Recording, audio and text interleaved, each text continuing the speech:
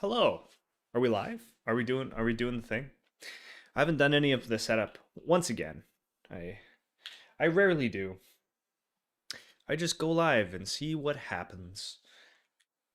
And I hope that that's that's part of the charm. But maybe it's not. Who knows? How's everybody doing? We're going to be doing nothing productive today cuz I got 6 hours of sleep and I'm going on like a Christmas vacation, so I don't care to be productive today. Not at all. We'll probably talk about plans for the home lab and the stream for next year. Maybe lay out a little bit of a landmark. Akash Mohankar says, "Hello, hello, welcome." And how do I pronounce your name? Kaney? Well, it's very nice of you to thank me for my videos. Thanks. I'm glad that they were useful for you. Any topic for today? Not really. We're just hanging out. I did not get a lot of sleep, and I'm really just sort of holding on to the last little bits of my productivity to get me to my Christmas break, which starts the day after tomorrow. It starts on Wednesday. Now I still got a YouTube video to make, so we'll have a video out on Monday about how I actually dumbed down my smartphone. Hey, plus, how's it going? And that'll also be hopefully launching the enrollment period for the beta cohorts, so it should be fun. I'm not tech savvy, but I want to get away from the attention economy. I have a lot to learn. Well, luckily, I think the attention economy side of things, like a lot of that can be done in an analog way, right? Like you don't need to be particularly tech savvy to get away from the attention side of things. I think the tech savviness comes in handy if you still want to use a number of digital services, but you want to protect your data privacy. That's when self-hosting, I think, really becomes important. But for example, like there are a lot of analog solutions to getting out of the attention economy, right? You can replace doom scrolling with reading books, and that doesn't require you to be tech savvy in the least, and things like that. The other stuff is good for data privacy, media ownership, those kinds of things, which I value. That's why I make videos about that. But they're slightly different. So that's kind of my thoughts on that. How's everybody doing? Hello, ducks. How's it going? Yeah. So, let's see. Last week, last week we were working on some Kubernetes stuff and we got tripped up towards the end, right? We got tripped up towards the end. The NAS stuff wasn't quite working. Ah, yes. I was supposed to work on that off stream because AdGuard runs on my Kubernetes like worker node, and to reboot my Kubernetes worker node would be to reboot my basically I would lose internet connectivity for a second through DNS stuff. So that would be a pain. So I'm gonna have to do that off stream. I probably should have a second worker node for this reason, so that I can do like an ad hoc blue green deployment type of thing. But I don't. So oops.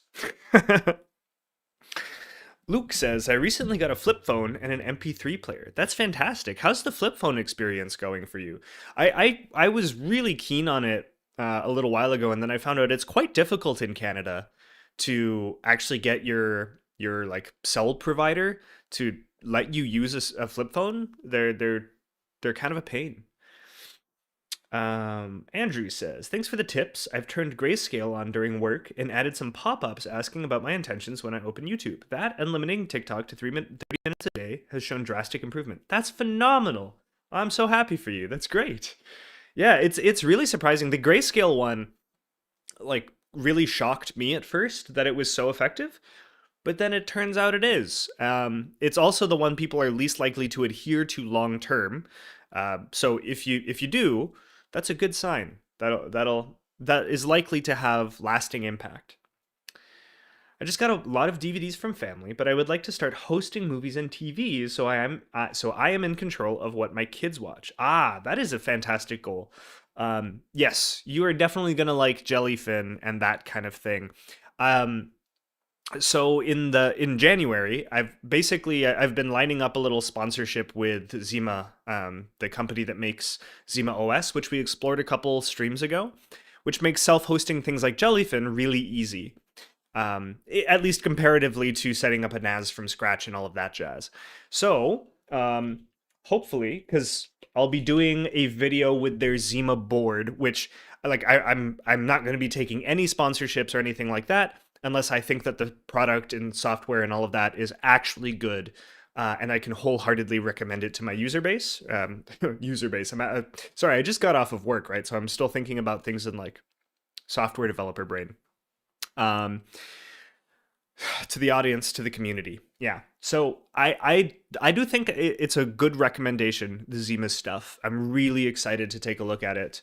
And it might be a good route for you to be able to self-host, children's TV and movies and things like that you think are appropriate for your kids. That's really exciting. Plus says, subscriptions for my last streaming services timed out. Up to now, I don't miss scrolling through content I didn't want to watch anyway. That's like, yeah, I'm really looking forward to this. So I think one of my goals for next year is going to be to claim ownership of my music. I'm still very much in the like Apple Music, Spotify space. That's been I just haven't had the time to escape it, right? I also have a lot of playlists that I like. It's like gathering every single one of these songs. Uh, it's not like the thing about Spotify and these music streaming services is they create affordances for like listening to music song by song instead of and like compiling playlists out of greatest hits instead of listening to things album wise. And when you listen to things album wise, it's a lot easier to collect the music that you listen to. You buy the album. Whereas here, I have all these like disparate songs that I would need to like recompile into playlists locally. Um, so that's something that would take a little bit of time. And then there's also like I like to host little parties and gatherings and things, and the social features of like add a song to the queue, add a song to the or whatever, right? Like where people can sort of jump into a Spotify jam and things like that. I would miss those, but I think that would be easily solved by like a little tablet that you could set up and then just have that sitting in the corner by whatever plays your music, right? And people can walk up to it and then pick a song. They'll just flick through and it's like, oh, I love this song, and then go. Now you would still get the limited selection though. So I don't know. I doubt I would ever. Well, I guess there's like the Home Assistant music streamer integration that exists, which lets you run your own music, your local music, but also source from streaming services. And then I could lose my own streaming service and then use my girlfriend's streaming service in that, and that might work. Could work. Yeah, basically the only reason we still have Netflix these days is because we watched all of Stranger Things, and Stranger Things season 5 is coming out, so I was like, yeah, I want to finish that. Um, I would like to get rid of it entirely, but we'll see. Check out Audio Muse AI for playlists. Audio Muse.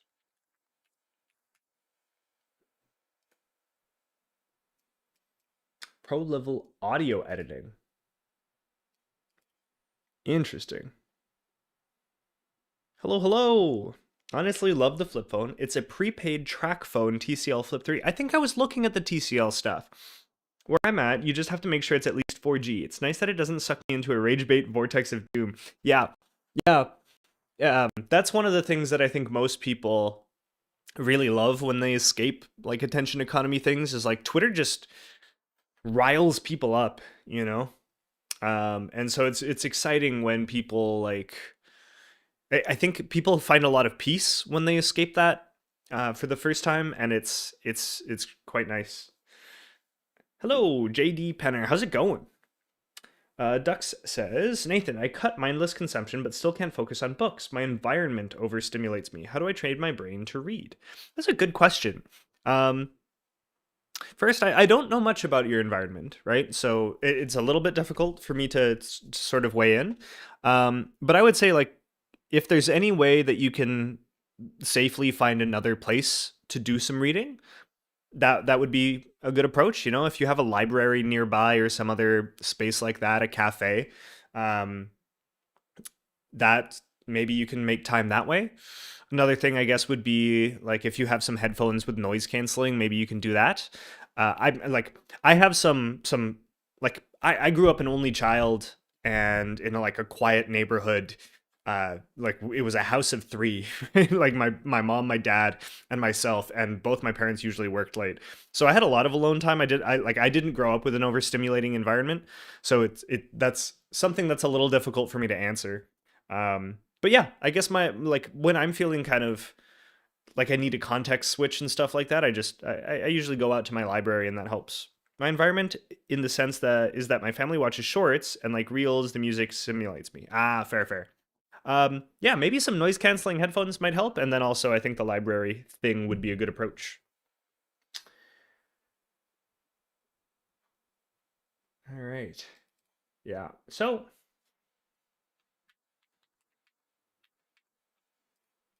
anyways, I don't know. I think I guess we'll just share about some of the things I'm thinking about for the home lab moving forward, because I'm like winding down for a nice 2 week Christmas break. I'm very excited about some time to do other things. But I do have plans for the upcoming year. Oh, what do we got? Akash says, last time I checked, Casa OS, predecessor to Zima OS, did not have Docker update feature, which was a deal breaker to me. Rest was good. As for Umbrella OS, it does not support custom apps. Ah, okay. Yeah, so I'm not sure about the Docker update feature. That would be a big deal. I think that's there though. Um, but I think maybe Zima, like for the repository that Zima uses, I think those images are locked, and then they're sort of the images or their compose files, whatever it is, those are locked and you update when the repository updates. So you're not necessarily running the latest tag, you're running whatever like the Zima team has decided is like stable on Zima hardware. Um, so that would be my guess. But I'll take a look. When we do the video, I'll sort of look through and see what's up with that. How do I go in with books? I get bored reading them, although I convert the book's content to ChatGPT, then read it. How do I read books and make it interesting enough? Um, okay, so that one, I'll approach it in two ways. One, the longer you spend away from like highly stimulating stuff like your smartphone's doom scrolling stuff, the easier it is to sit with books. Because you're less used to things that are extremely stimulating. That being said, like you still have to choose books that are interesting to you. Um, so I think there's a lot of people who want to be really like they've got like the productivity mindset in them, right? And I was like this a lot, and I think to some degree I still am. We'll pick these books that are like they come with prestige, right? It's like you read this like super complex science, or you read like Dostoevsky or something like this, and you read it because it's complex, because other people know it's complex, and so you assume that it must be good, and it's like this terrible trudge to get through because you're not really that interested. I would recommend just trying to find something that like is a lot of fun for you to read, regardless of if it's good, right? It doesn't have to be extremely informative or extremely educational or like high art or something like that. If you start with things that are just interesting to you and fun for you, then you'll build a taste for reading and that transfers over. You eventually sort of build an endurance and a taste for it. That's what I found in like as I've learned how to read. Um, so hopefully that works for you. Dude, someone scrolling through TikTok with the volume up next to you has got to be the most annoying sound on the planet. I feel for you. Yes, right? And people are doing this in like classrooms, which is bizarre because not only is it constantly flicking through things, you're like also listening to it without the context. So you're just getting these like sometimes you're in the middle of listening to the TikTok and then they switch it because they were bored by that one. And you're like, wait, but I was just in the middle of listening to that. And then that happens every 10 seconds. And it's a pretty terrible vibe. It's not a good vibe. But yes, let's see what we might be up to this coming year. So, as many of you know, I've been doing the Kubernetes thing for a while. Andrew says, I like Stephen King. It was hard to put some of those down. Not for everyone though. He's a weird guy. For all intents and purposes, my brother-in-law. He loves Stephen King, right? Like just favorite author of all time. Um, I don't know if I would get into it. I'm not like a horror fan myself, but I have heard his books are extremely compelling.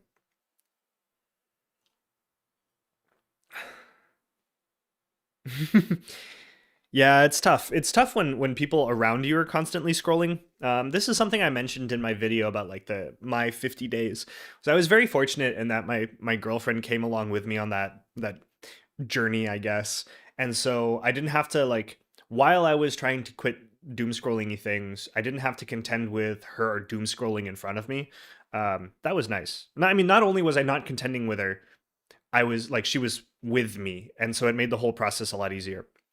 Um, but yes, okay. So for moving forward into next year, I think what I'm gonna do um, is probably set up a Docker Compose VM to quickly test things because Kubernetes just takes so much time.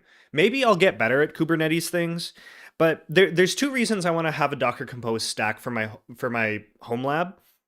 One is because I want to be able to test things quicker, and Kubernetes is not quick that way. Setting up all those persistent volumes and like we're just constantly debugging here on stream.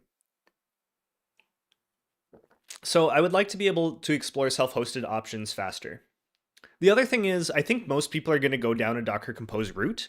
Like the number of people who are masochistic enough uh, to use Kubernetes at home with like is pretty low.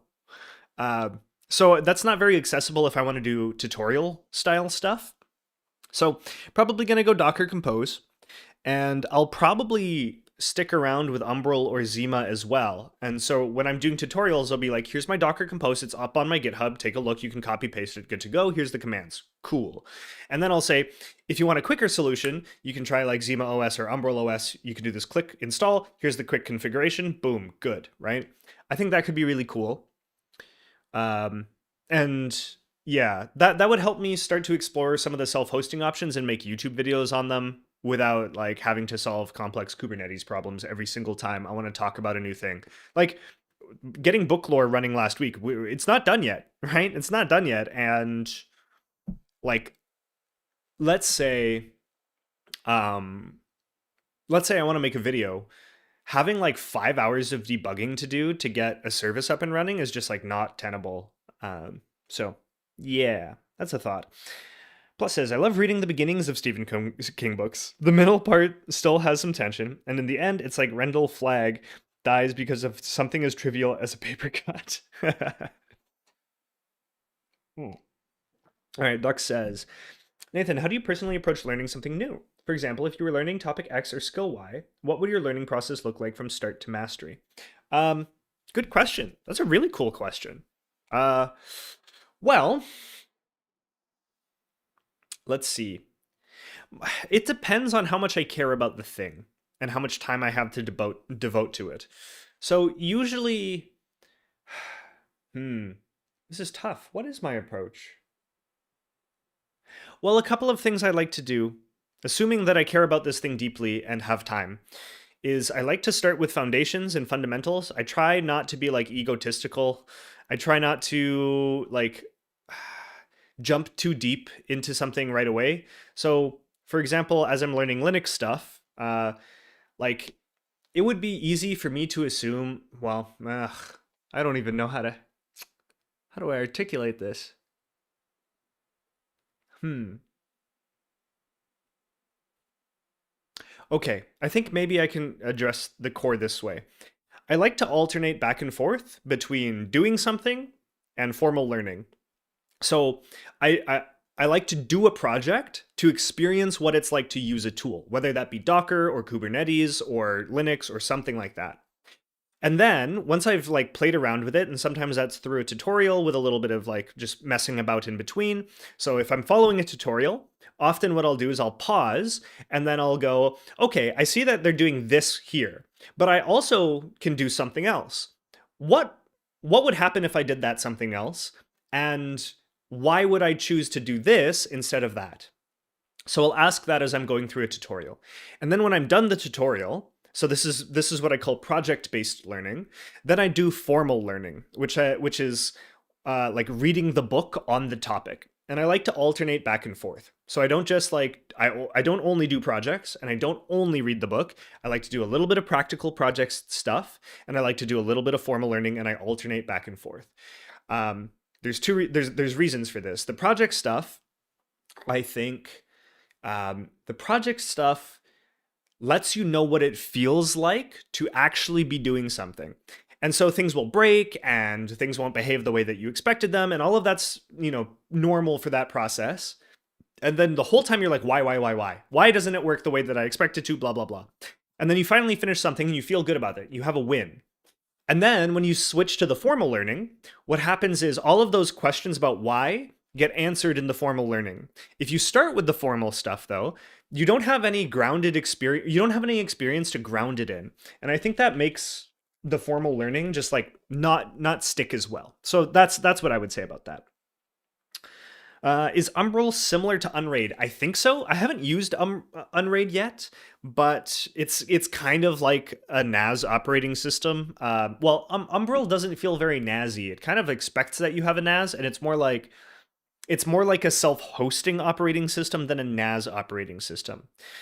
So I'm like thinking about a slight distinction. Often NAS operating systems give you self-hosting capabilities. Think of TrueNAS. So TrueNAS is very NAS oriented, obviously. Like the main features are about managing your data sets, managing ZFS stuff, dealing with your pools, all of that stuff.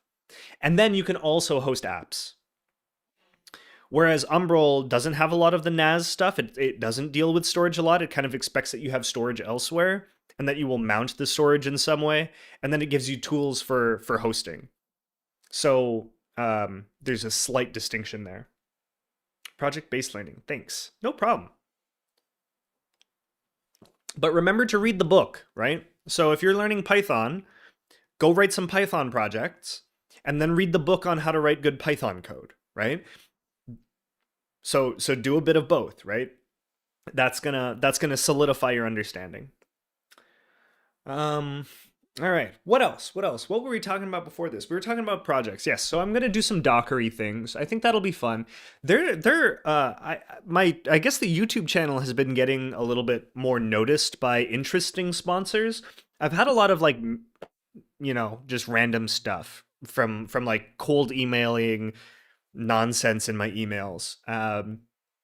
But recently, projects that I actually care about are reaching out. So, for example, I mean, there's the Zima collaboration, which I'm very excited about. Then there's the Sleek phone stuff, also I'm very excited about. I think the Sleek phone is going to be a really good solution for a lot of people. I genuinely believe that they're building a really good product, right? Something in between the flip phone and the full-on doom scrolly smartphone, something where you still have access to like Uber and QR codes for menus, but you can't doom scroll. That sounds like a really good choice for a lot of people. And then recently, what is it called? Only Office or something like that? Yeah. Here. This thing. I got an email from this company. Is it this? Yeah. Good. And this looks really cool to me because Nextcloud's Office is not as great. It's okay. But this feels very, I don't know. It feels like a viable open source alternative to like actual Microsoft 365. So that's really exciting to me. And apparently they're interested in sponsoring a video. They've got self-hostable stuff. It's all available on GitHub, is my understanding. I think if we go They've got Linux clients, which is of course important. If we go to their GitHub, they got a bazillion repositories. Holy cannoli. Server. I mean, their server is written in JavaScript, which, not my favorite thing in the world, but that's okay. I mean, I write things in Python, so who am I to complain? Um, but yeah, like they're open source. They seem really promising. They've got apps for Windows, Linux, Mac OS, Android, and iOS. They seem really well established. I think like the application. Actually, you know what? Let's just take a look, right? Sure. Right? We can just pop this open and take a look. So I'm excited. I've been using something called LibreOffice. Yes, that is a very common choice. Um, I have been I've always found LibreOffice, is it Libre? I don't know. I've always found LibreOffice to be not as nice as I want it to be. Um, Something about the interface. I mean, I also very rarely use Office Suite stuff, right? It just doesn't come up very often for me. But yeah, like, so I don't have much of an opinion on this, but I know that a lot of people need this, right? And having an alternative to like Google Cloud and Microsoft 365 Office stuff would be great. Now driven by AI powered virtual assistants. Great. Great. Um, okay. Here's our Discord, by the way, if anyone wants in.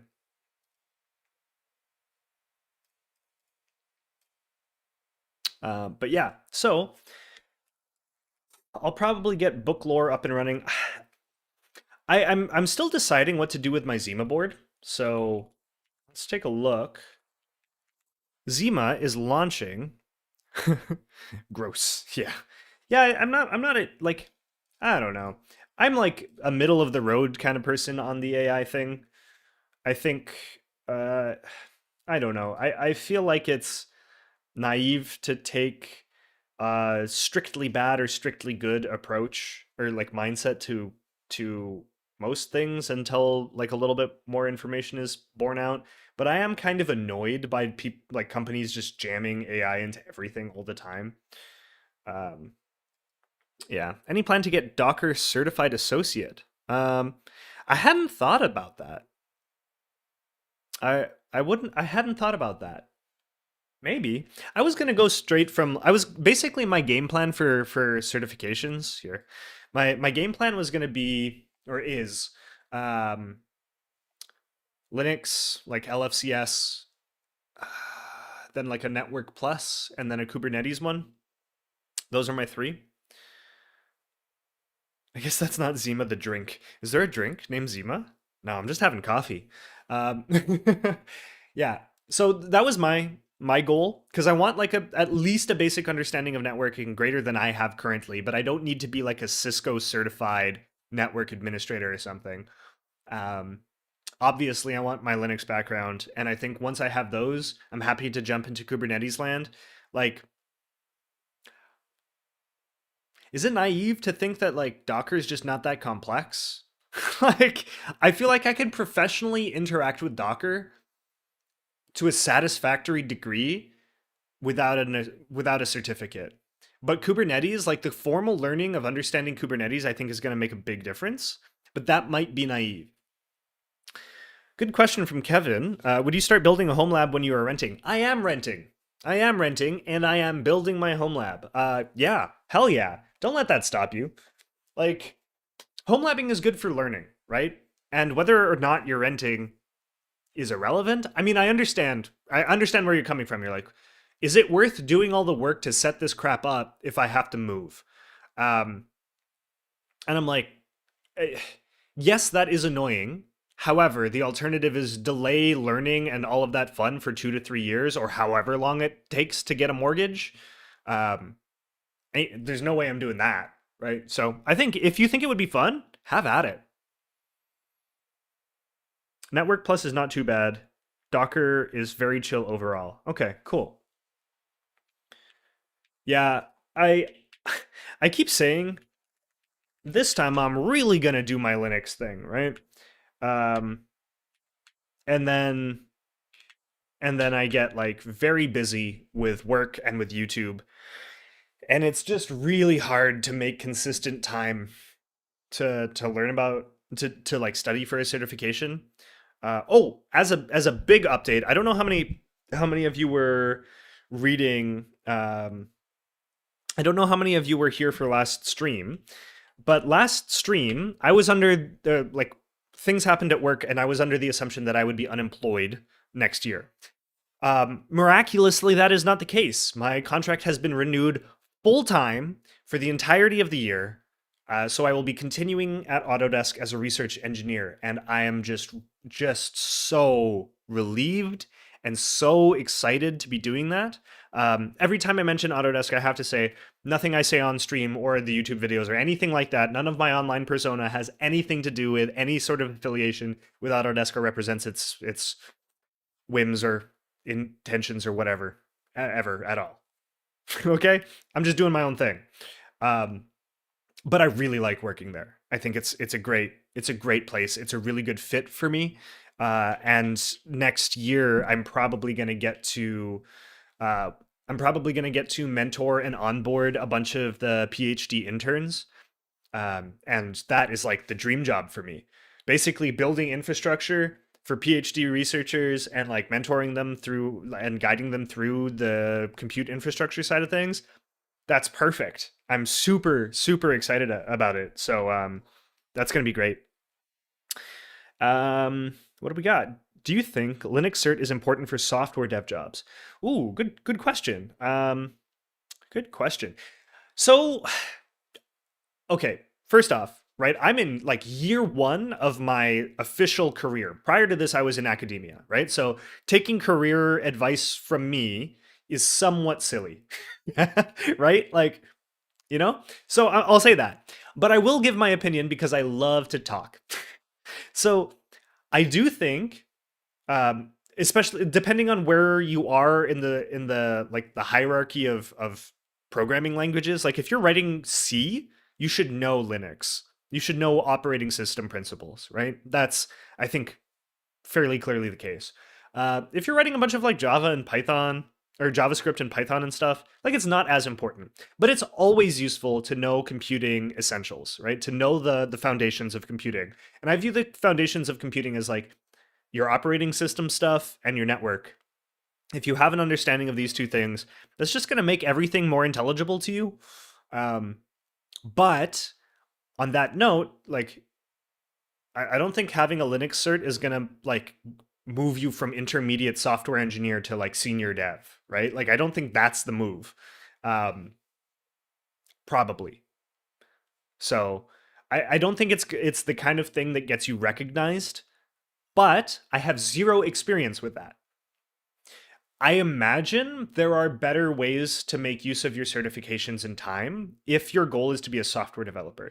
I've said on many occasions here that I'm like I don't consider myself a software developer first. That is a skill that I have, but I am most interested in cloud, DevOps, Linux, like infrastructure oriented things. Um, that's where my main interest is, and I write code. Obviously, I try to get better, but I'm not like trying to become like Carmack or something, right? Like that's not my peak interest. Um,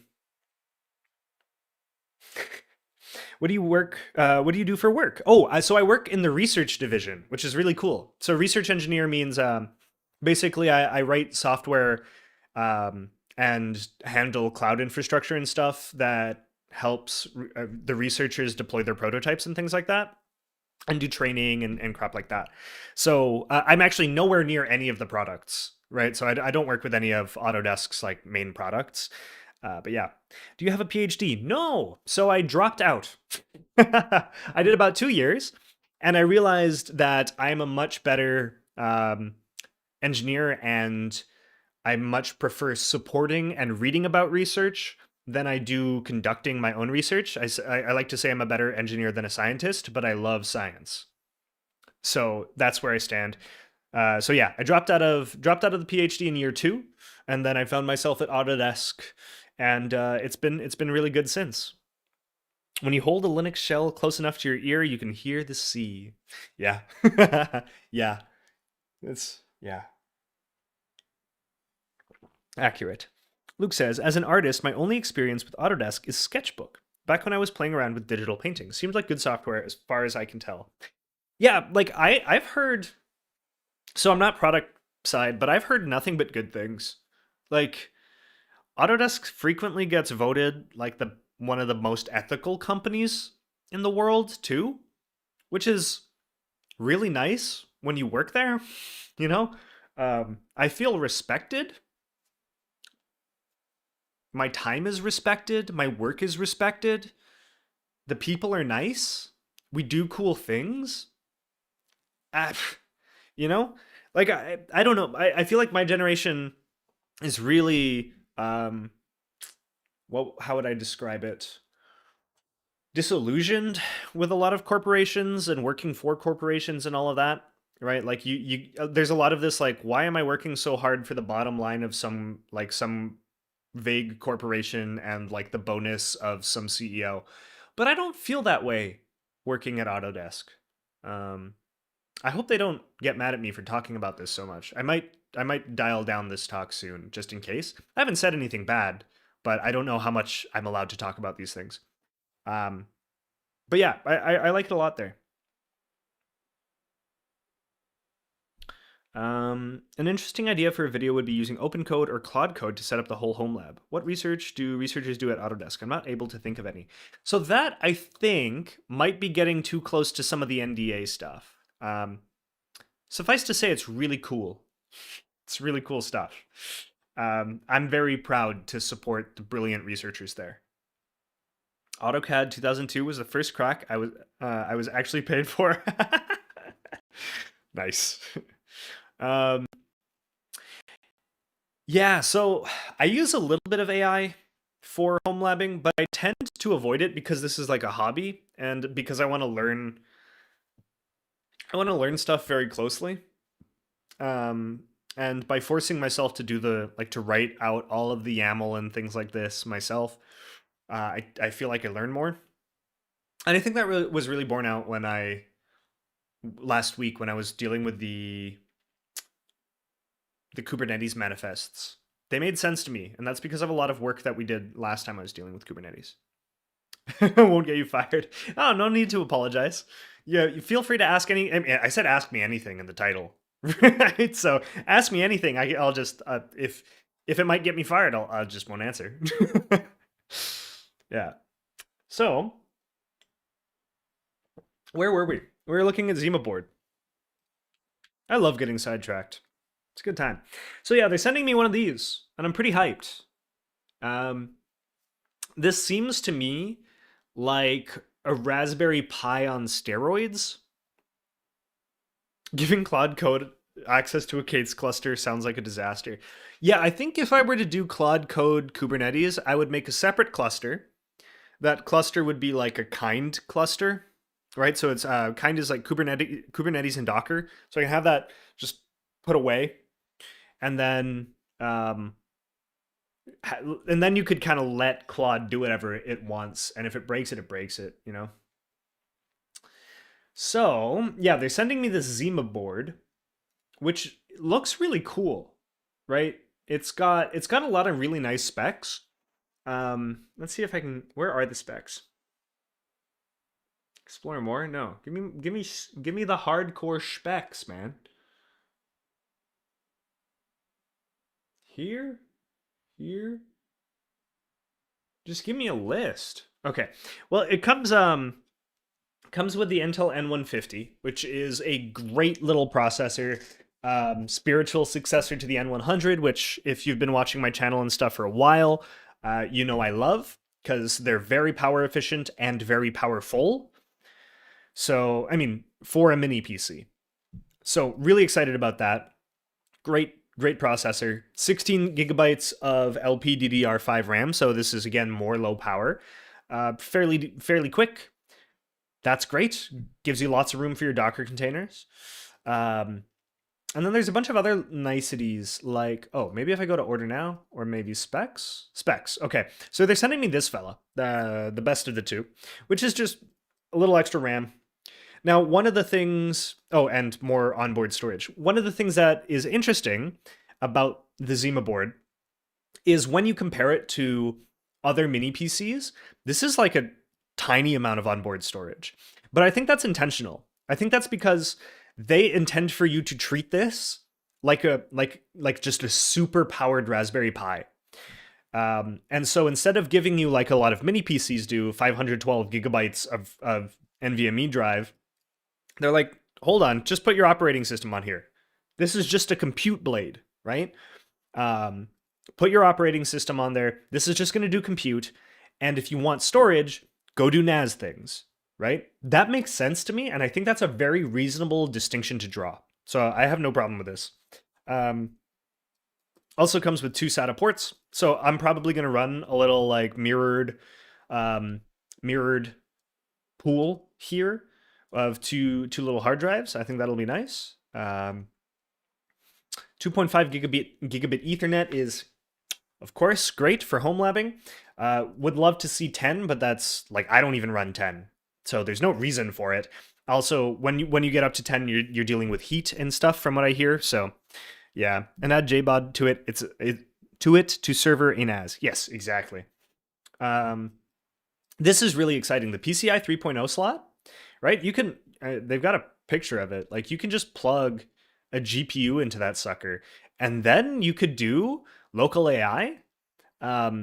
So I might, like, depending on how the collaboration goes, and I like, they've been phenomenal. Like they've been super nice, very kind in interacting with me, very respectful of my dedication to honesty and truth with the community and the audience, right? So they set no expectations that they have to see the video first, or say that I have to say something positive or anything like that. So I'm really happy about that. Like that, like, just instills me with a lot of trust, and I don't think I would move forward with a collaboration if that wasn't the case. So I'm hoping that when we do this first video, it goes well and they're interested in collaborating again. And I want to do some local AI on my Zima board. I think that would be really cool with this PCI 3.0. Probably make a little joke about how I'm not Jeff Geerling, and so I didn't have the heart to put some crazy hat on a Raspberry Pi and plug a GPU in it and then write kernel drivers and stuff. So I just got myself a Zima board and made my life easier. I think that would be a funny little joke, and I think it would also be true. Yeah, Neary window manager. No, this is just Hyperland. I haven't tried out Neary. It looks interesting, but I tend not to jump to. I've been on i3 since like 2016, and then I made the jump to Hyperland because it was easier. So yeah. Like Raspberry Pi, but x86 with actual SATA NVMe is a solid machine. Exactly, right? This is going to be awesome. This is going to be awesome. I really think that this is going to be a great little machine for a lot of people. I also love this. This is beautiful. What a great idea. The 16 gigabyte max RAM on Intel N150 and N300 are Intel's official specs. In fact, a lot of cases, 32 gigabytes just work too. Ooh, all right. What makes you want to make YouTube videos? Is this a backup to your job or just for fun? It's a bit of both, really. So it's a bit of both. I make YouTube videos because it's fun, mostly. But I also make YouTube videos because I think what I talk about is important, and I want to talk about it to people. So it's not just fun, it's purposeful. I think the attention economy stuff and the data privacy stuff, what I'm calling digital agency, right? And then a broader digital ethics. That's what I want to discuss on this channel. I think that needs to be discussed. I have a lot of thoughts about it, and I want to be part of that conversation. And people, especially with the attention economy stuff, have been really excited and grateful for me doing so. So I don't just find it fun, I find it meaningful. That being said, there is also potential for me to make money doing it. And that's nice. You know what I mean? Like it's I don't know if I would ever go full time. It's a consideration. I really quite like my job, but at the same time, one, jobs are unstable. So knowing that I could, like, as I develop this, knowing that maybe in the future, if things go awry with work, I could lean on YouTube and go full time, that's nice. Additionally, like, just owning something, right? Like, I own my channel and the word, like, the videos that I create, the articles that I write, the ideas that I develop, those are all mine, and I like that's an important feeling for me. Um, so I guess that would be how I answer it. A bit of both. And then let's see. How do you feel about the criticism against Omarchi that it's not set up well and will cause problems and need to wipe and reinstall? I haven't read that much, to be honest. I installed Omarchi and it worked well for me. And I have a hard time believing that it's like so fundamentally broken, like deeply into the system that it would be really problematic. Like it's a pretty thin wrapper around Arch Linux, right? Like if you, it's not like Manjaro, which is there's a lot of stuff the Manjaro team does to mess with Arch Linux that makes it worse, right? And it's deeper. Omarchi's like some config scripts. You know, it's like some configuration and an automated installer. It's not that deep, right? So the thought, to me, it seems unlikely that it's so bad that it would be highly problematic. And the benefits are I didn't have to set up a complex Hyperland setup and I get tiling window management and like comfort without too much problem. So, because I just don't want to spend all that time setting up my tiling window manager. Like I don't want to do that anymore. I did that a number of times. It's never quite perfect. This is the closest to full like GNOME or KDE level comfort I've ever gotten with a tiling window manager. So I'm happy. Manjaro had a lot of problems with its packages. I don't know if it's still the case, but they added like they messed with Arch packages. They would delay the release, which is fine. Delaying release is not a big deal, but they would like make changes that made Arch less stable. There was a bunch of controversy around that couple of years. Oh, maybe 8 years ago now. I don't know if Manjaro is still like getting flack for this. Maybe they've resolved those issues. So yeah. Um, Nathan, what are your thoughts on RISC-V and the idea of open instruction set architectures? Do you think open architectures like RISC-V can meaningfully change the future of computing? Yes. So I haven't played with RISC-V very much. My dad is really interested in RISC-V. Um, I think anytime we can take computing stuff and make it more open leads to more rapid innovation, lower costs, greater observability. All of these things are good. So I like the idea. Performance wise, it's nowhere near where everything else is, right? But the fact that it's there kind of pushes everybody else, right? So like RISC-V is there and it is rapidly gaining ground. And so that means ARM has to get better, right? It means there is the potential one day for there to be an open competitor, and that drives everything else forward technologically and downward in price. That's my belief. I don't know if that actually tracks, like the historical impact of these things, but it sounds right to me. So I'm excited about it conceptually. I haven't had the time to explore it. Not surprising when it's sold as opinionated. Yeah, like it's an opinionated Arch setup, right? That's what Omarchi is. It's not a full distro. There's not like big meaningful changes to packages. So yeah, that's true. KDE levels of comfort with Hyperland and Marchi. Yeah, right. It feels good. RISC-V is currently largely replacing ARC cores, mostly in automotive. No one ever talks about ARC, but every year, 1.5 billion ARC cores are produced. I didn't know that. Plus, can you tell us more about ARC? That sounds really cool. Hacker movie. RISC architecture is going to change everything. I think there's a floor to price. Fabs ain't cheap. That said, pushing Wright's law further faster is nice. Yeah. Right, like yeah, there's definitely floors to these things, but I don't know what the profit margins are, but I would be very surprised if we were anywhere near the floor for profitability, like profit margins for most of these companies, right? Um that would surprise me, but I'm open to being wrong, right? If somebody points out, actually Intel's profit margins are razor thin, and the only way they do like they make money enough is through scale or whatever. I'd be like, oh, okay, cool. Thank you for sharing the data. So at any point, feel free to be like, Nathan, I think you're wrong about this. Here's a source. I will be like, okay, let me take a look at the source. We'll read it and we'll talk about it. Sounds like fun.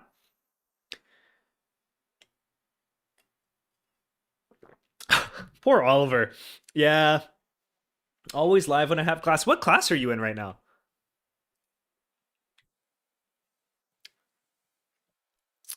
What else? What else are we talking about? Oh,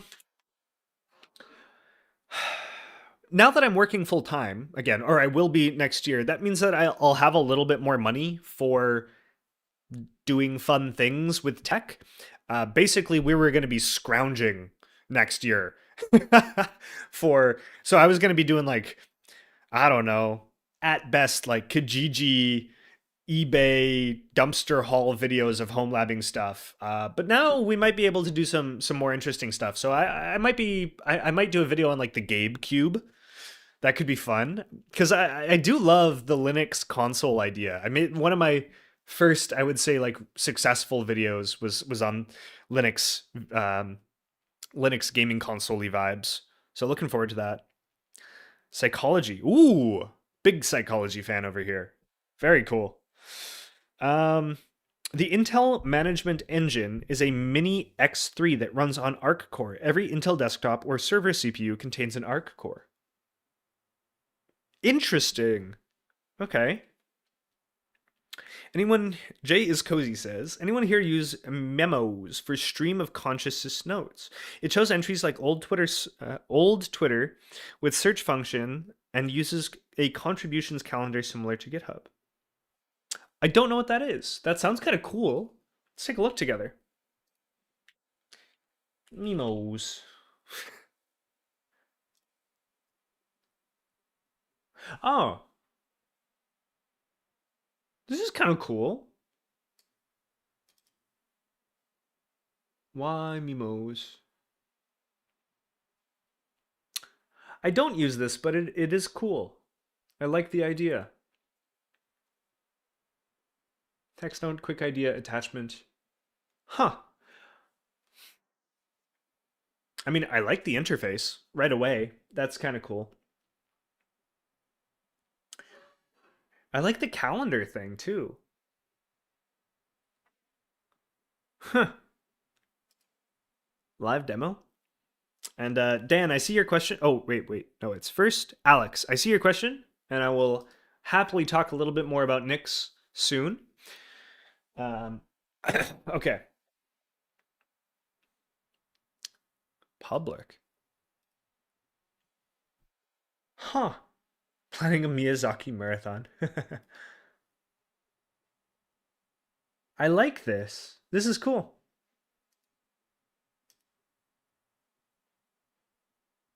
Grand Budapest Hotel? Wait, hold on. Where did I glance that? I love that movie. Attachments.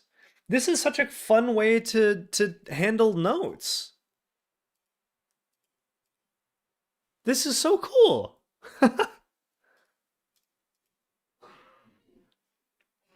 You can comment on it too? Huh. I I feel like I want to make this my personal website.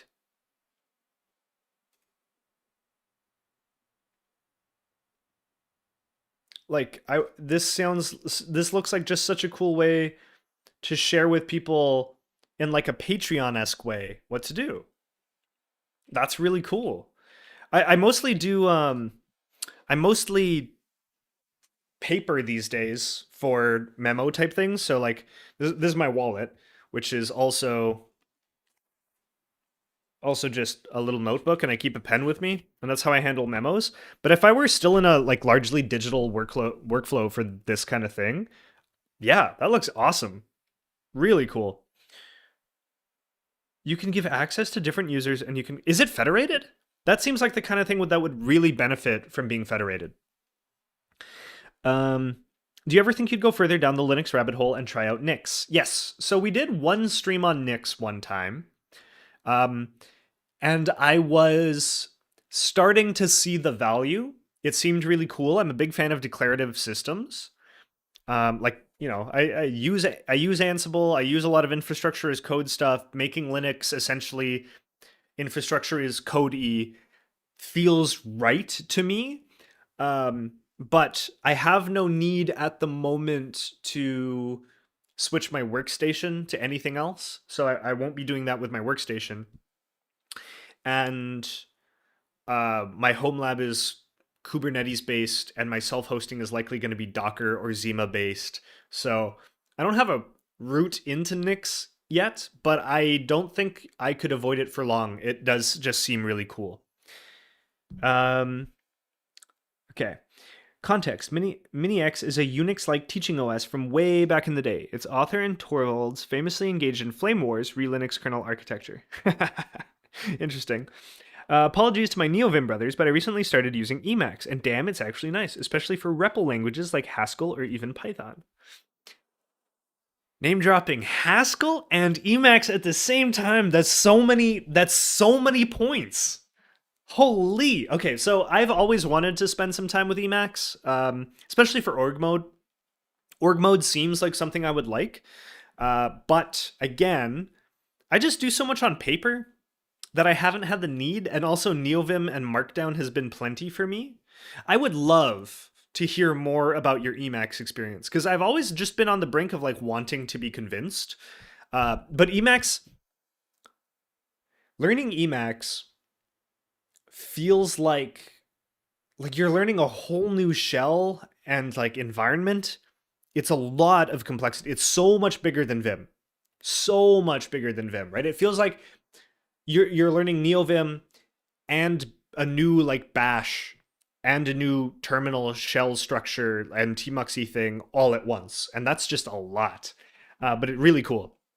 Also, Haskell, very, very tasteful choice. I haven't played with Haskell since I was like 19. I'm 27. I'm turning 28 soon. So it's been almost 10 years since I worked with Haskell, but I did with a friend. Actually, my friend Nick, who's helping build the cohorts. So yeah. Thought about hosting it for my friend group to have a private forum. Very cool. I like that. Any plan to compare different simple home lab OS like RunTP, Unohost, Freemium, Zima OS, Unraid, HexOS? Not at the moment. But once I've explored them, I might do some comparisons later. Because like that's still a lot of open space for me right now, right? I haven't played with any of these other than Zima and Umbrel, and a little bit Unohost. But a comparison video sounds cool for the future. I might be spending the evening with this. Nice. Big psychology. You'd hate this class then. I think we've only covered one topic related to psychology so far. Pleasures of high school. Oh, I see. Well, I mean, still, you're breaking the ice pretty early on, so good for you.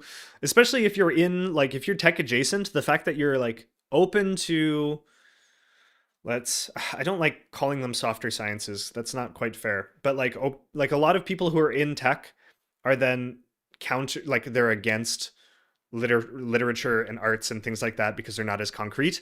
I think an openness to both of these things is very beneficial for kind of the human spirit, as it were. Daniel says, I've heard people using Git as well for notes with Markdown and NeoVim. Does this make sense for workflow? Yes. I often back up some of my notes to Git. Big fan. Anytime you're doing NeoVim and text-only things, backing it up to Git is a good idea. I started carrying a little pocket notebook with me for random memos, but I'm also not really a techie person, know nothing about programming. I'm also just turning into a Luddite. Count me in the Git notes train. Hell yeah. It's a replacement to a terminal emulator for me. Yes, that's what I've heard, right? And that's what I experienced. I like doing all the dev stuff in one program, so it's perfect. Extremely customizable, of course. Good for my OCD. I don't even use org mode, also a paper person. Interesting. Yeah, Emacs seems really cool. Okay, hold on. I need to grab some water. I'm drinking nothing but coffee here, and my voice is just dying. Oh.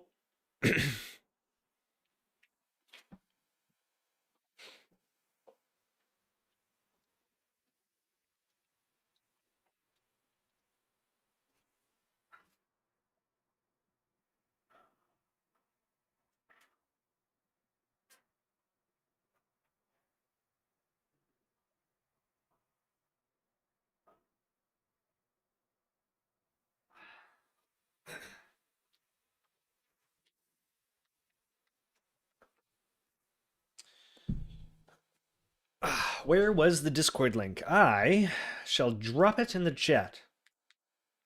Let's go here. Leave me alone. Seriously, leave me alone. There we go. And there we go. Boom. There you are. Oh, this thing is still going. Okay. Yeah, Memo looks so cool.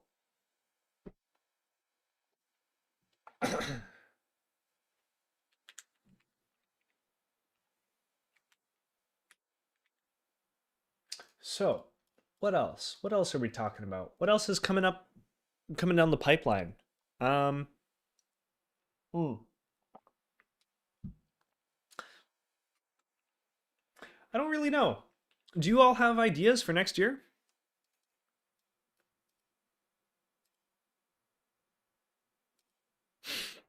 There's a new challenger in the editor flame war MS Edit, like Microsoft Edit. Nah, no way. No way. We all edit. I love that. Look at this tag. We all edit. Everyone edits.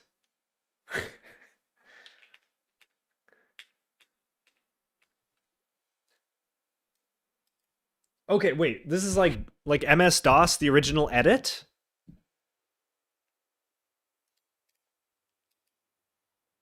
Because I think I've used edit. Or like the original DOS edit before. So this is a nano-like editor?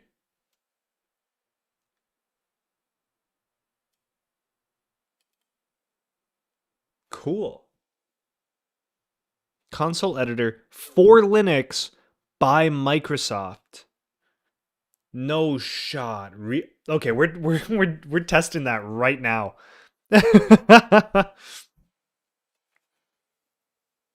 We are testing that. Do I have to build it?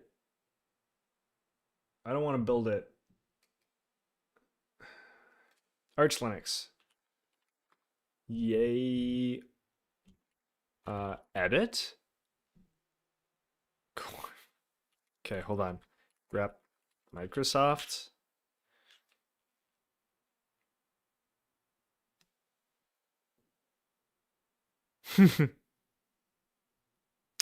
This actually looks better than Nano somehow. Well, I mean, Nano's not a high bar.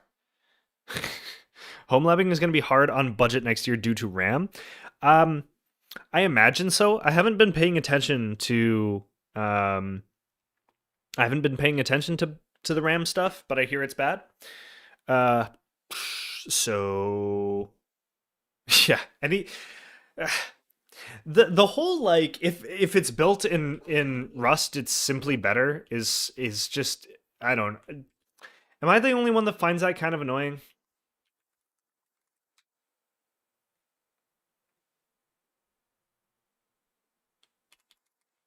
What's with the nano hate? Fair. Just we got a lot of Vim lovers in chat. You know? Um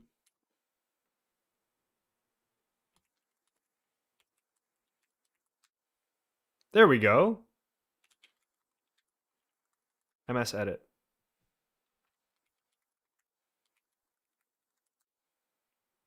Ubuntu will surely adopt it. Yeah. All right. So let's take a look at this. Let's go into my DB, edit, MS Edit.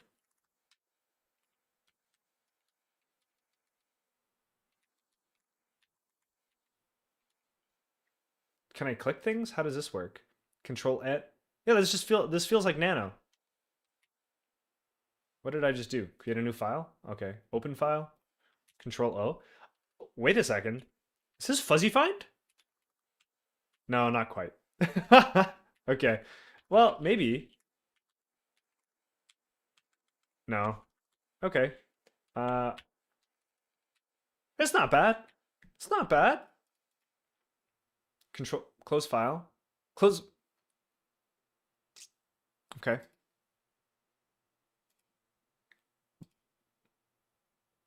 Go to file.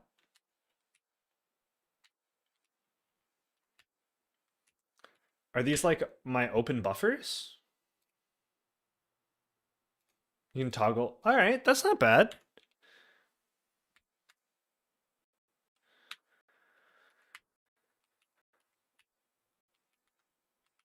Cool. I like that. It's honestly not too bad. Shin says, "Hey, going to sleep. Just wanted to say hi and thanks." Ah, well, thank you so much. I hope you sleep well. Both Nano and Vi are available on Unix systems. One of them requires arrow keys, which my keyboard lacks. Ah, keyboard. Are you a keyboard enthusiast? I was for a time. I haven't built a keyboard in a long time, mostly because broke. But yeah, big fan. I also have had many keyboards without arrows. Any fans of the standard editor Ed? I haven't used Ed in a very long time, and I don't ever intend to again. Code dot for now. I'm slower than my editor by a long shot. Fair enough. Encoding support is great. Keyboard shortcuts are better than Nano. Yep. Of course, Ed is the standard text editor. That's why 100% keyboards are peak. Ooh, based take. Very based take. I'm a big fan of the 75%. I like the 10 keyless. I'd still recommend Vim so everyone, but as a beginner recommendation, MS Edit is really in the mix now. Yes. I think like if your choice is Nano versus MS Edit feels better to me. But you have to install MS Edit. Nano is going to come on like just about every system. So that's a consideration. I mean, unless Ubuntu brings it up. But also there's always going to be this like Microsoft hate, you know?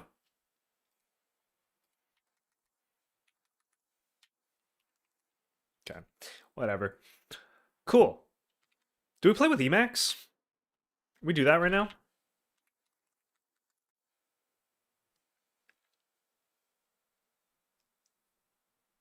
Not an enthusiast, but I use a cheap 60% so my right wrist isn't offset all the way to Western Hemisphere. True. All right, fair enough.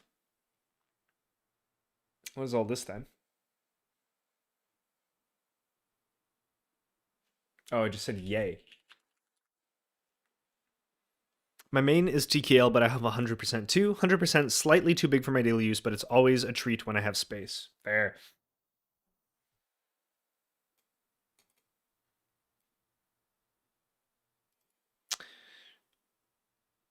But I really cannot imagine the guy at Microsoft that pitched writing a console text editor in 2025 to his boss. Somebody must have done it in their free time as like a labor of love, you know? I really doubt that was pitched to a boss without already being complete. All right, gang. How do we get started? Can I do Doom Emacs? Can I do that here? Yes, everything always in Rust. Everything new has to be in Rust. There's no other appropriate thing. All right. SQQ, you're the Emacs enjoyer here. Do I just install Emacs and go to town, or as a NeoVim user, do I install Doom Emacs? Thoughts?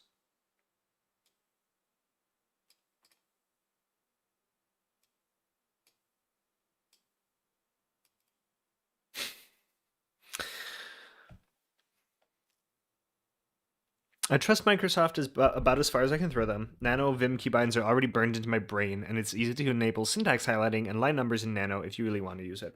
Yeah, that's fair. That's a reasonable take. You have to do the tutorial first. Okay, so what? We install Emacs. Do I need Emacs Wayland as well? Emacs Slime? What Toronto mans is this? Mail news reader supporting IMAP 4 Rev 1 for Emacs. Cool. Have evil mode on too. You should get Doom Emacs. Okay. After you do the tutorial on vanilla, do whatever you want. All right. You know what? Let's do this. Merry Christmas, everyone. We're trying out Emacs today on stream. uh, what? Try this. Yes. Yes. Okay.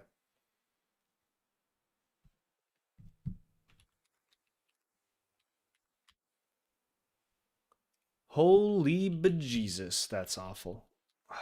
Emacs client? Okay.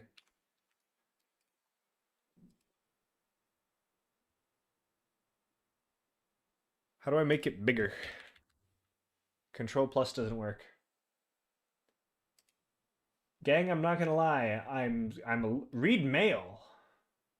Okay. I'm in mail mode. How does this work?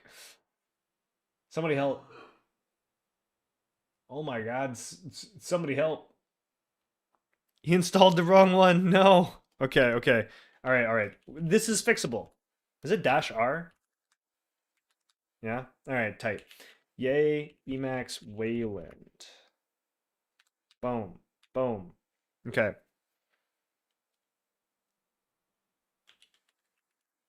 Now can I do this? Oh my god, it's appropriately sized.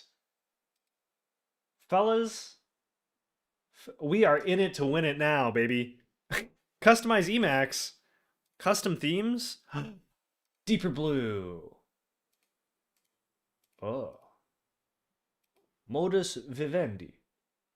Tango dark. Tango. All right, let's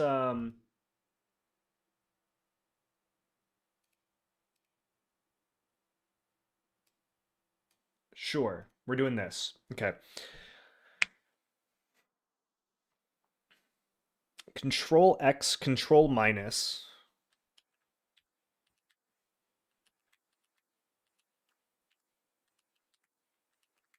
Okay, cool. Control X, Control minus. Okay. Right, these are those Emacs chords I've heard so much about. All right, how do I invoke the tutorial?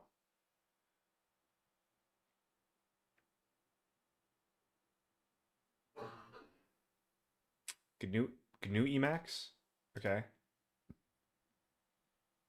Ah, tutorial. Okay. All right, gang. Here we go. Emacs tutorial. I've already deleted it and I don't know how to undo. Emacs commands generally involve the control key, often labeled control, or the meta key, usually labeled alt. Rather than writing that in full each time, we'll use the following abbreviations. Okay? Okay.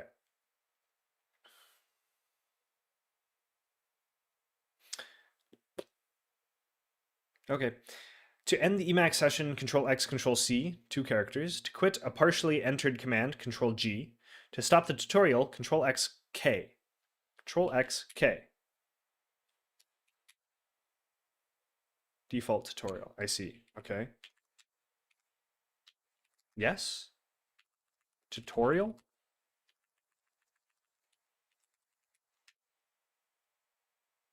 Sure. Okay, cool. Yes. Okay, cool. I almost feel guilty I've led you to this. You have you have undo on the toolbar. I'm not certain whether this is sadism or masochism. Oh, it's a bit of both. It's okay. I mean, I'm gonna be dropping off stream in a little bit. Greetings. Is it NixOS yet? I regret to inform you, we've been baited into playing around with Emacs. Sorry, Sarah. I decided we're not doing anything productive today because I got like 6 hours of sleep, and also I'm really just making a mad dash to the Christmas break. This is the last stream until January, so very excited. Hello, hello. How's it going? He'll be writing Kate's manifests in Emacs soon. Imagine. It's both with a mix of exhibitionism. Very nice. Okay. The characters at the left margin indicate directions for you to. Too bad I deleted that. Try using a command. For instance. Okay. So I deleted part of the tutorial. And I can't undo that. Strong start, maybe. Okay, yeah. Okay. Now, type Control V. Oops, I'm using like Vim movements. Now type Control V, view next screen. To scroll down in the tutorial. Go ahead, do it by holding down Control V. From now on, please do this whenever you reach the end of the screen. Note that there is an overlap of 2 lines when you scroll a whole screen. Okay, cool.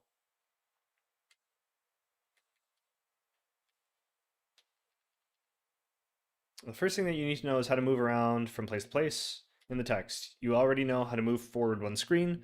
To move backwards one screen, MV. Okay, cool. None of this matters because I'm going to go evil mode, right?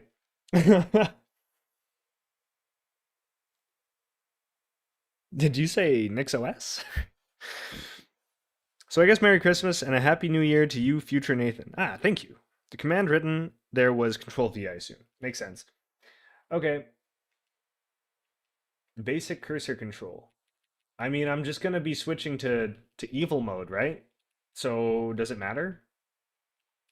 In fact, how do I turn on evil mode? Here's a question. How do I ask that? Control F? Control X, Control F? What have I done? Okay, we're finding file. It's not oh my god. What have we done? Okay.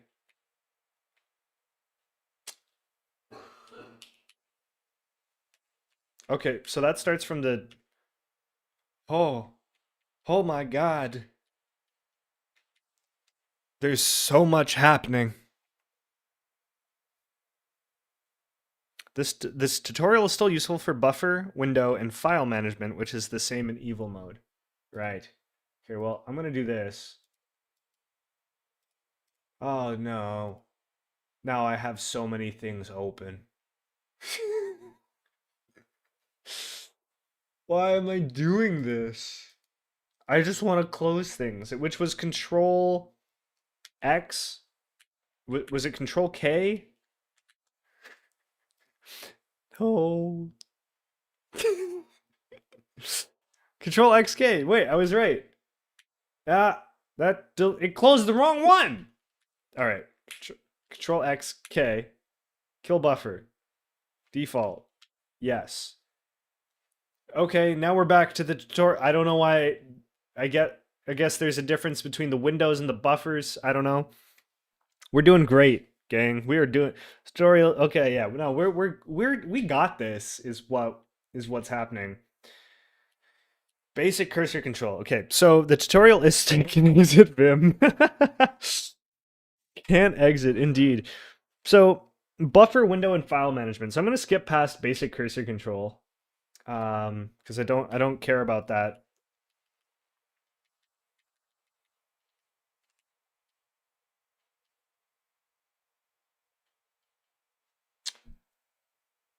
Yeah, this is all cursor control, meaningless garbage. Vim did it better. If Emacs stops responding, where's the faith? Control G. If you can use Control G to stop a command which is taking too long to execute. You can also use Control G to discard a numeric argument or the beginning of a command that you do not want to finish. All right. Hello, how's it going? Power button. Yeah, there we go. Now we can close Emacs. Disabled commands.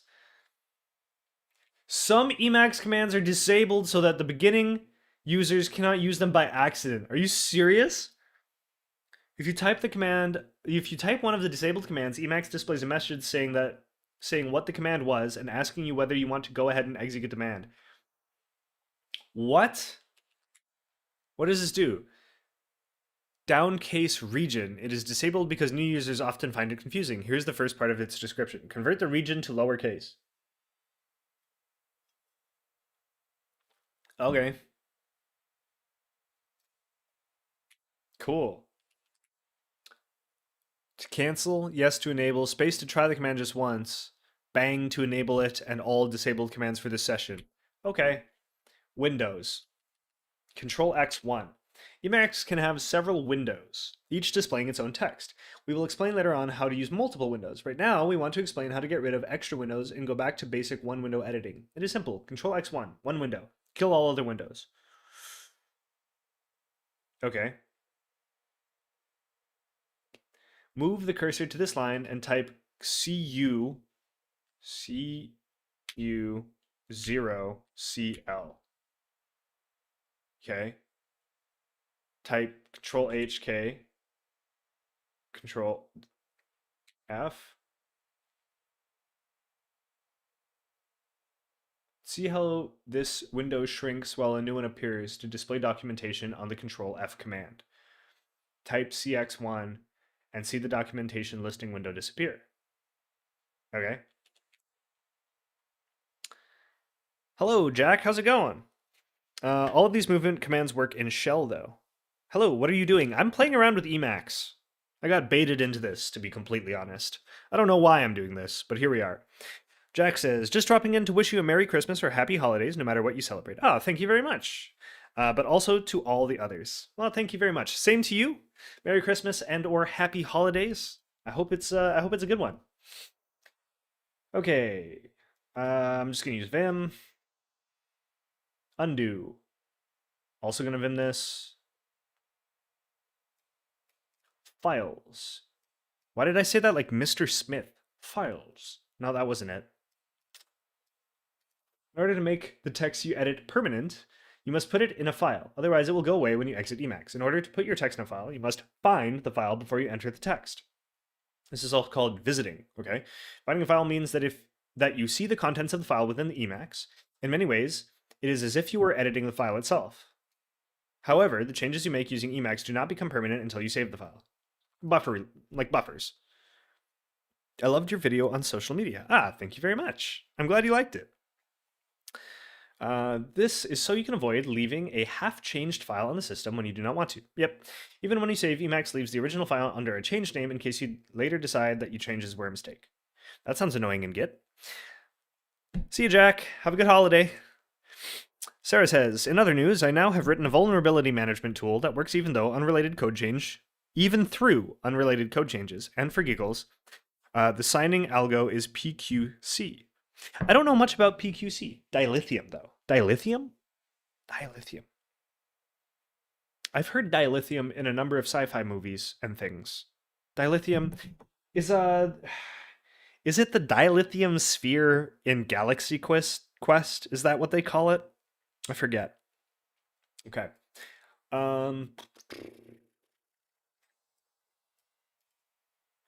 One special thing about the command for finding a file is that you have to say what file name you want. We say the command reads an argument. Yeah, after you type the command, Control X, Control F. Find a file.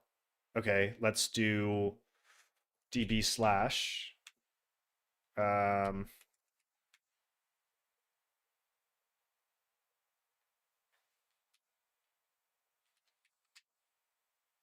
expected that to open a window. Like a separate window. But okay. Okay. I don't know how to go back, to be honest. So we're gonna do this. Emacs asks you to type the file name. The file name you type appears in the bottom line. The bottom line is called the mini buffer. Okay. While you are entering the file name, you can cancel with Control G. So Control G just panics you out of anything, right? Recently, I have chosen to delete my social media accounts as it's too distracting and I'm wasting my time on it. Very cool. I hope that's going well for you. I definitely found that closing down a number of my social media accounts helped. I have, as Sarah mentioned, um, left a number of them up, but I don't use them very often, and that's been nice for me too. Okay, Control X, Control S, cool buffers. Control X, Control B. Okay. When you have several buffers, only one of them is current at any time. The buffer is the one that you edit. If you want to edit another buffer, you need to switch it. You need to switch to it. If you want to switch to a buffer that corresponds to a file, you can do it by visiting the file again. But there's an easier way to use the Control X B command. In that command, you have to type the buffer's name. So I can do what? Control X, Control B, and I have a bunch of buffers. I can do Control and then B, and then I can type switch to buffer jellyfin.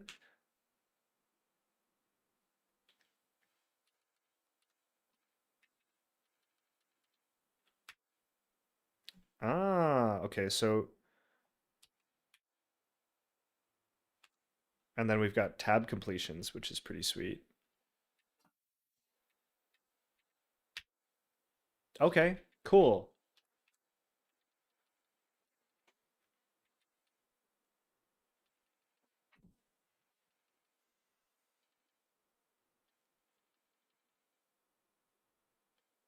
Autosave, mode line, echo area. What the hell?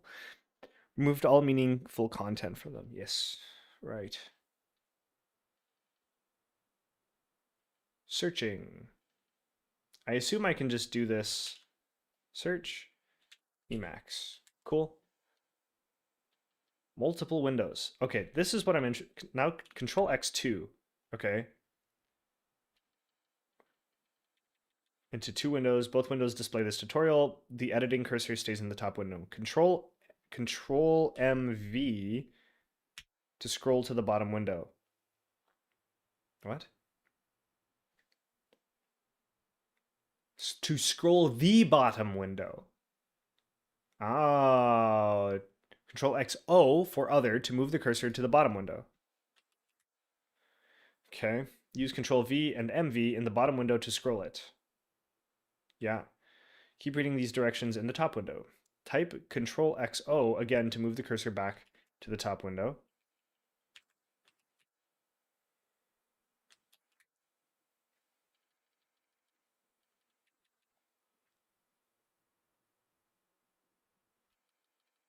Okay.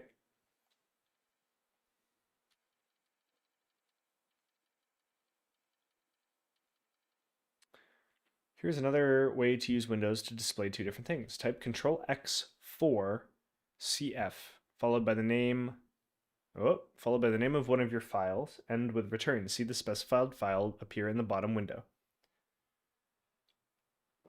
Okay. Frames. Frames. All right. What's that do? Control X 5 2. Oh, it just spawns a whole new freaking window. Cool.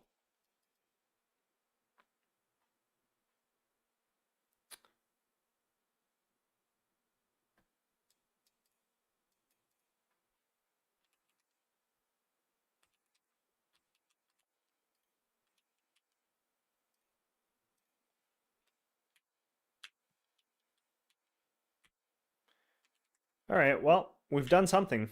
That's for sure.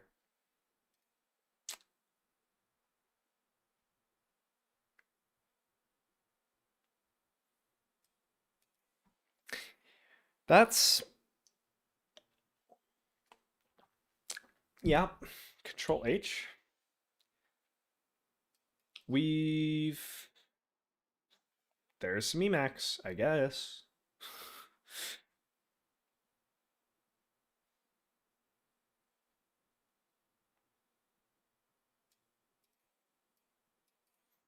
So, why would I use Emacs? Why do this to myself? Asking for a friend.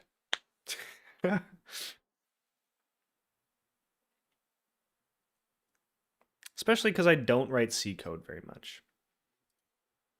Are you having fun yet? I'm always having fun. I am, however, probably probably going to call this stream early and enjoy my break. I've got to go for a little run because I've been trying to this December. My goal is to kind of take care of myself. I've been sort of grinding and stuff, and it is nice to be able to take care of my health a little bit again. So yeah, that's part of the plan. I am. I've always been interested in making the leap to Emacs. My master's supervisor was a big Emacs person, and so I've thought about it for a long time. I mean that was my question. Yes, yes. Mm-hmm. But yeah, um, I'm always having fun. Rely on Doom Doctor to tell you what's missing.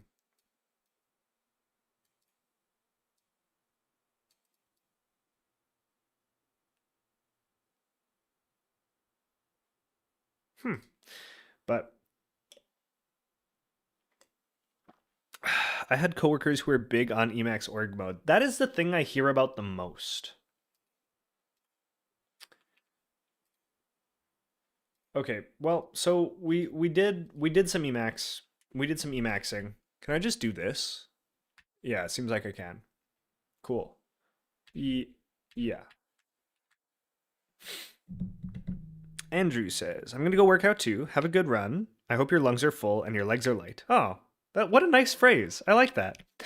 SQQ says, purely to see a different way to do things, and it's genuinely awesome. Oh, very cool. Okay. Yeah, I'll just poke about Doom Emacs, and play about that for a second, and then we'll call it for the time being.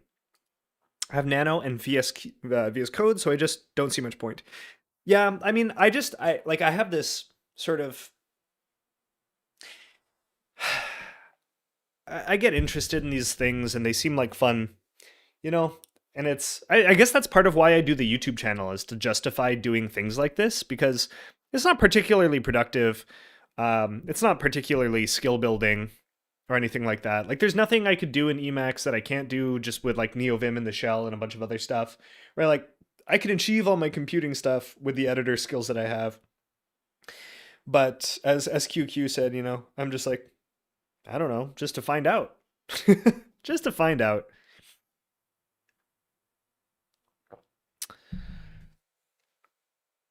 Maybe I'm just old and grumpy now. Can I just do Emacs? Are we now Doom Emacsed? Okay. Don't forget to run Doom sync and restart Emacs after modifying init-l. Okay, so what do I do next? Then read our getting started guide. It's a good idea to add to your path other bin Doom commands. Ah, Doom? Okay. So, getting started guide. All right, well, I will do that then. It's like Vim and IntelliJ CLion for me. Ah, yeah. Okay. There's Emacs. I think I probably have all these.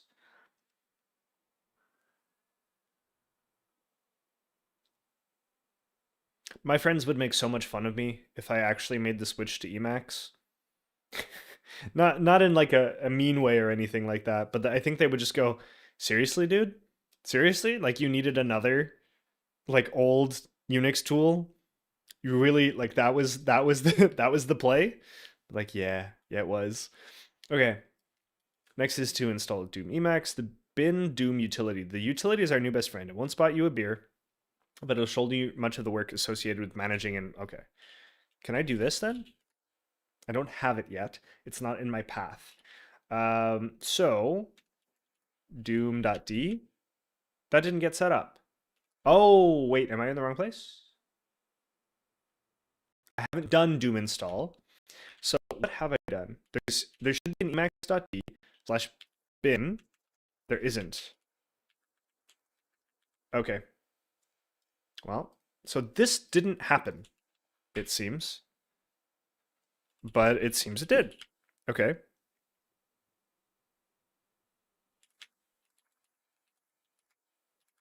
Did I just mistype entirely? Is that what happened? There's no bin in here, though. Why might that have happened? Is it because I installed Emacs already and I didn't do like a clear?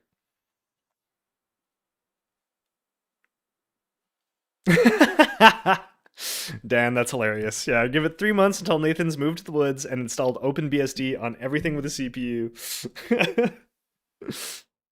Maybe one day.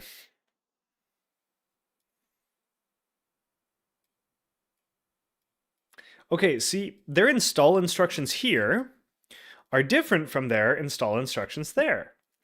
Not a good idea, gang. Right? Bin, and then doom. So I can add that to path.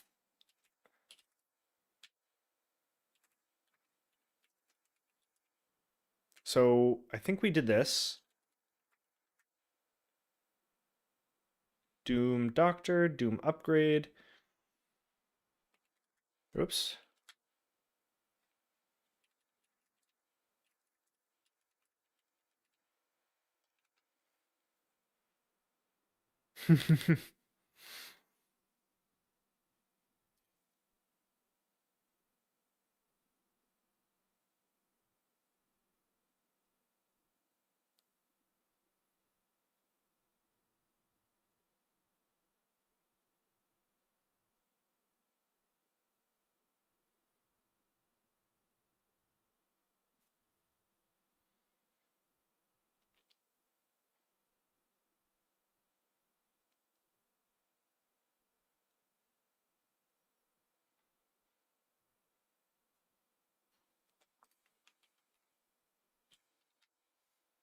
Do I need to like restart my Emacs server or something? Is that what's missing right now? Because it doesn't feel. Well, I mean, it does feel like I am not doom moded up.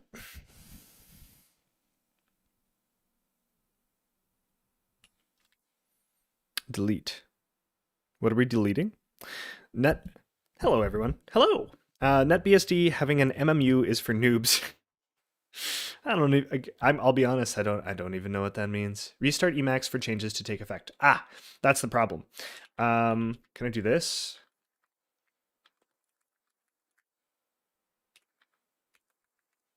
Emacs daemon grep. Okay. Can I just kill that?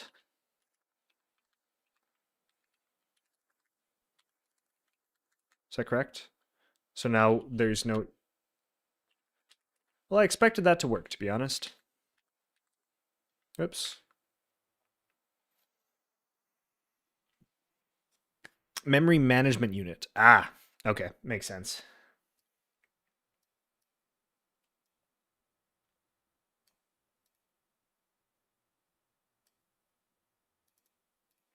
Did I not do the Doom sync? Is that the problem? No, I definitely did that. Generated config emacs.local.env. Okay.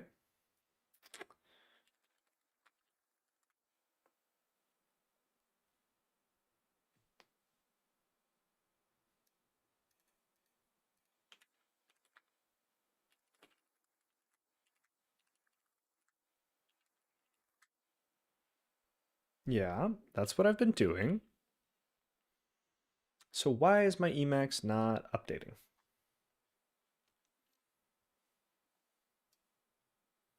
Why?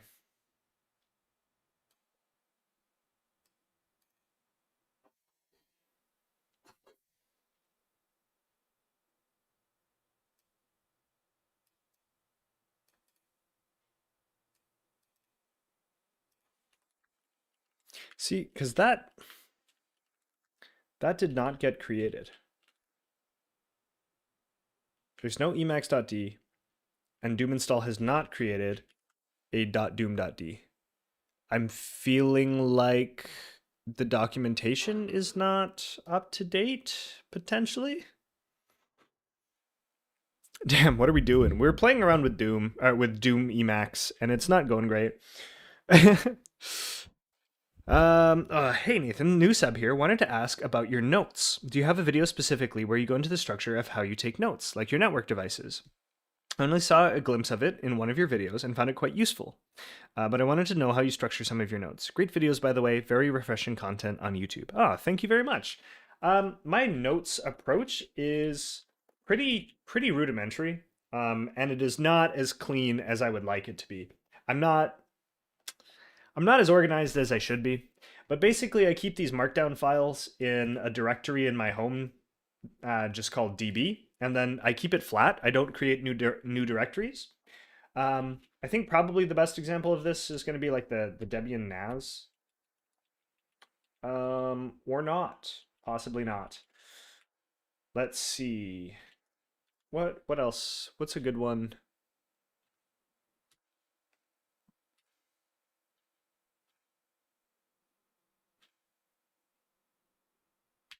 Maybe this is a decent one. Fair enough. So I try to use some hashtags just to get an idea of where things are. Um, so, for example, this is a note that covers a machine, particularly an LXC, but it, for all intents and purposes, is a machine. So I say it's hashtag home lab, it's running Jellyfin. I say it's a child of the home lab. So if I go file, the home lab file has like all of the machines in it. And then I say it's of type LXC. And then any resources, anything like tutorials and stuff that I followed, I list under resources. And then process is basically everything that I did to get it up and running the way that I want it to. And I try to keep this actually one-to-one with the commands that I wrote. And that way I can kind of trace through the state of my machine a little bit. Obviously, as many as people will point out, none of this would be necessary if I just ran Nix. However, I'm comfortable on Debian. So, anyways, okay. So I think I will cut it there, and I will figure out. Maybe I'll play with Doom Emacs some other time. But it's been a really great year. Like, just an astonishing amount of progress and good vibes and hanging out. The home lab went from doesn't exist to Kubernetes-y things and a NAS with ZFS and NFS set up. Oh, no. Kyle also was a huge Knicks fan. Don't you worry, Sarah. Oh yeah, don't worry. I love the banter is fun, and I think Knicks is cool. Don't worry.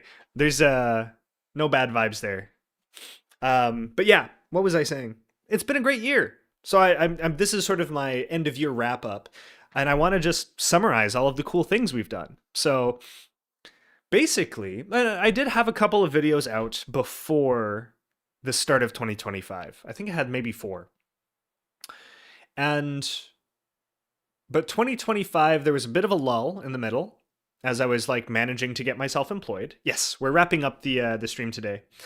And so I want to wrap up with a year summary.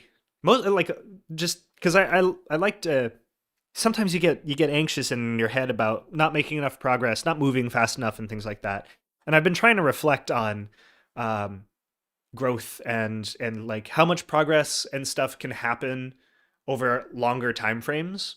And so reflecting on the year has been really good for me. Because like in this year, basically we went from, I don't know, 700 subscribers to 25,000. That's pretty good. That's pretty good.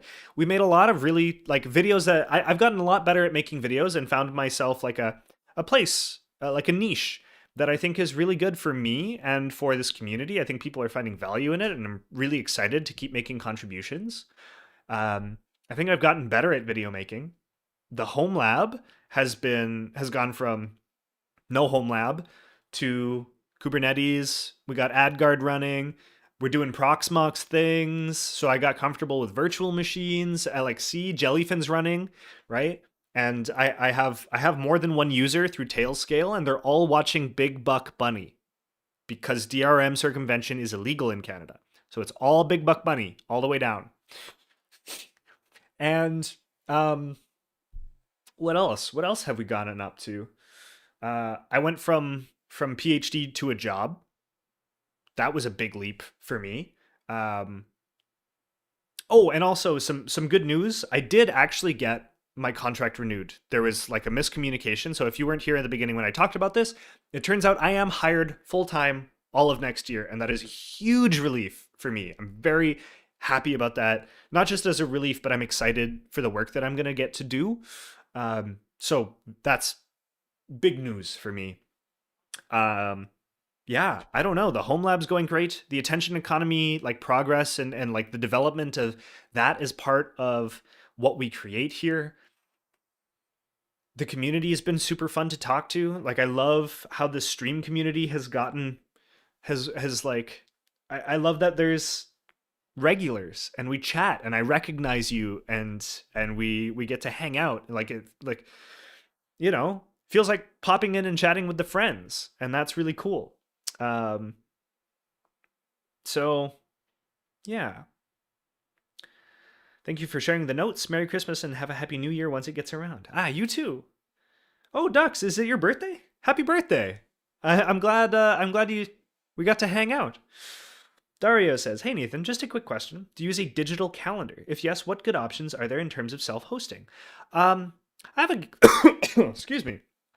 I have a calendar for work. You know, surprisingly, for somebody as busy as I am, I don't keep a calendar, and I probably should. Yeah, I should probably get on that. I don't know about self-hosted options. Maybe Nextcloud could work. Yeah. And old public domain silent films. Ah, yes, of course. You've said how much you enjoy films. Oh, big silent film fan, particularly of the public domain, exclusively. Good catch. Uh, what else? What else has gone down? I read a bunch of books. That was cool. Ran the first cohort. It was a mess, but that's okay because I think we will actually manage to get the beta version of the next cohort up in time for January. I think if all goes well this week, then we'll be setting up the enrollment for the January cohort. It will be probably completely free with an optional donation if you'd like, but it's not like a donation that it's not like pay to use the software. It is donate if you would like to support the development. Um, but the beta should run. I think we're in good shape. Nick has done some incredible stuff with the development of the web app, and I'm really excited to see where it goes. We even opened up our first collaboration with some with some scientists with the healthy screen stuff and Jay Olson. So I mean that's huge. That's so cool. Um, yeah, an amazing year, really. So thank you all so much for participating in that, for hanging out, for sharing your interest, for coaching me through a lot of home lab stuff. Plus, and Sarah in particular on that front. Um, for all the suggestions, I never would have gotten around to NixOS, I think, if it hadn't been for Kyle and Sarah sort of constantly going, but consider. And it was super fun, and I definitely will explore Nix again in the future. Um, I've learned a lot because of streaming regularly and like the YouTube channel and all of that, and it's been good. So really looking forward to next year. I don't know exactly what we're gonna do with it. Maybe I'll spend some time over the Christmas break thinking about that. Um, but I'm really excited to keep exploring sort of digital ethics, and the home labbing stuff should be fun. Yes, Kaiju Al Friday. Yes, I love Kaiju Al Fridays. Um, I'll see if I'll try to remember during the break to pop in and add that in. I think that'll be a lot of fun. It's gonna be tomorrow. Ah, well then, happy early birthday, Dux. The Geek User says, at work we had a lot of issues with self-hosted calendar. Ended up just moving to Google Workspace. Ah, that's a shame. Thanks for the recommendation. We'll look into Nextcloud's calendar. Mainly sending invites to clients. Yes, the invites thing is one of the problems, I think. I actually use Radical for my own calendar. Ooh, okay. Would like to hear you speak on the ethics of privacy and privacy invasion sometime. Yeah, so I'm setting up to read on these topics. I would say that I'm not yet informed enough to really appropriately address those things. But that's something I have like a reading list I'm developing for next year. So let's talk briefly about that because I'm really excited about this. I think on the technical front, we're just going to do a lot more Docker Compose stuff so that I can get hardware and like self-hosting videos out more frequently. I think one of the reasons I haven't been doing a lot of self-hosting videos is because Kubernetes has made it so difficult and time intensive to get them up. And then also, what am I going to do? Like a tutorial on my Kubernetes setup? Nobody's going to do a Kubernetes setup like I do. Like nobody's going to put themselves through that. Or if they are, they don't need my video. Right? So I think the Docker Compose setup's a good idea. So technically, we're going to be moving in that direction. And then I think I'll also do some experiments, like what if I have a Mac and I want to be on Linux? Well, we can take a look at Asahi Linux together and things like that. I think that would be fun. Um, Maybe some more stuff like I have an old phone. How do I either turn it into a dumb phone or a media player? I want to go into sort of like technology reuse, like a cool recycling idea. Um, Start to play with that because I think that fits nicely into the kinds of things we would all be interested in. So going down that route, technically, I think on the ethics front, we're going to be doing a lot of the smartphone addiction stuff for sure. We're going to be talking about the attention economy a fair amount. On my reading list, though, is a lot of stuff that's going to inform me deeper so that I can make quality videos about these topics. So reading on surveillance capitalism, some of Cory Doctorow's stuff is going to be on the list. Um, oh, all of it escapes me right at this moment, which is such a shame. So I'll be exploring a bunch of books that I think will be able to back me, like inform me well, so that I can actually express things meaningfully to you all. And then starting to read into some of the papers on digital ethics, and then hopefully collaborating with, interviewing some actual scientists out in the field, studying the well-being aspects of this. That's where I would like to go, as well as launching and running the cohorts regularly. So there's a lot of strands, and I'm going to try to make it clear. I think one of my big goals for next year, though, is just to read a lot. I think the best thing that I can do to be like a good resource for people is to read widely and intensely so that I can create like high quality, like deep and meaningful content, explaining these things instead of just like shallowly going through them. That's my intention. I like, I don't know. I want to be committed to not making just like shallow overviews. I want to address topics properly. It's kind of my thing. So if you need something, let me know. Ooh, good to know. Okay. Yes, you sent me you sent me some articles. I will definitely make sure to go through those. If Mike Basil isn't on your list, you missed a key one. Ooh. Taking a look. Intel Techniques Online. Is this the right guy?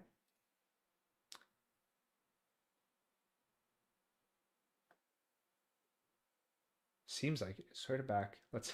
Okay. All right. I'll take a look. Extreme privacy. Ah, I see. Okay. Cool. So yes, that's what I have in mind for next year. I know it's a mess of thoughts, but I will do my best. Consider Heights Anxious Generation. I absolutely will. That is on the list. I've read I've read two of Height's books. I read The Righteous Mind and The Happiness Hypothesis, I think it was.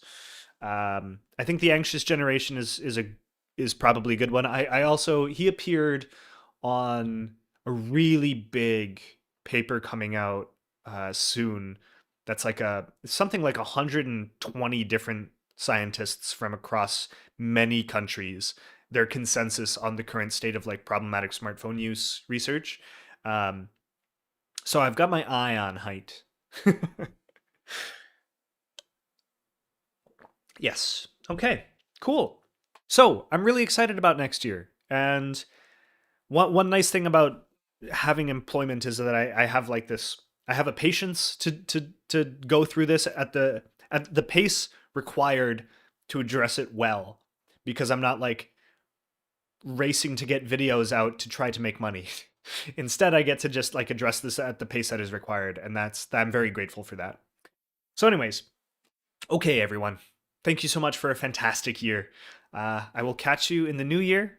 I hope you all have a great Christmas holiday of any sort, whatever it is you celebrate. Um, yeah, it's been fun.